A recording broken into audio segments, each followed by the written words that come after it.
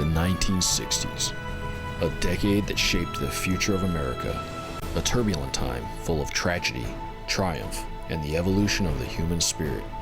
A time of change for some, a time to let go for others. A time when the world watched as the birth of a new nation unfolded before its eyes. This has nothing to do with that. The Crusaders is a project, it's a labor of love for me. I've been working on it in my mind since 1970, and that's when I turned 18, and the fellows that I grew up with, we all went our separate ways. And it's a project that was really dear to me because it was during the 60s, when everything seemed to happen. Rock and roll, drugs, sex, peace and love, the Vietnam War, all of these different things came up, and we lived through them. But we lived through them in a different way than most people think. We were kind of a bunch of goof-offs.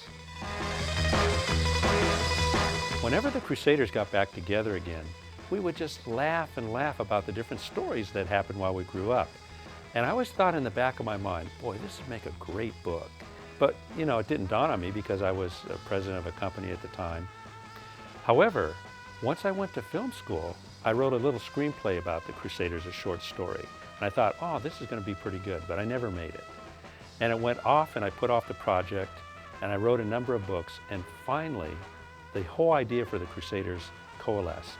I figured out how I could write individual stories, and at the same time, tell an overall story about a group of 6 guys, the Crusaders, who grew up in a little bedroom community called La Puente, and who went through the 60s knowing about all the different things, the race riots, the wars, the protests, the rock and roll, the peace and love.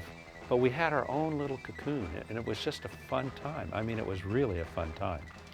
Now, it does have some tragic moments in it because, as most things do happen, what started off as innocent, and especially with drugs, ended up becoming quite a problem for us.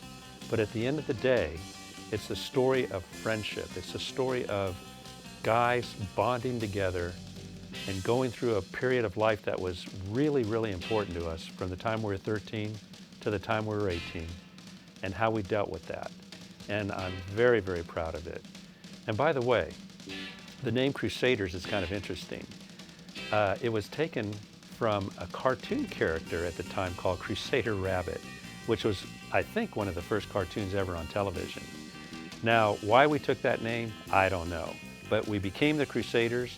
We refer to ourselves as the Crusaders of this day, and that's how the name came about.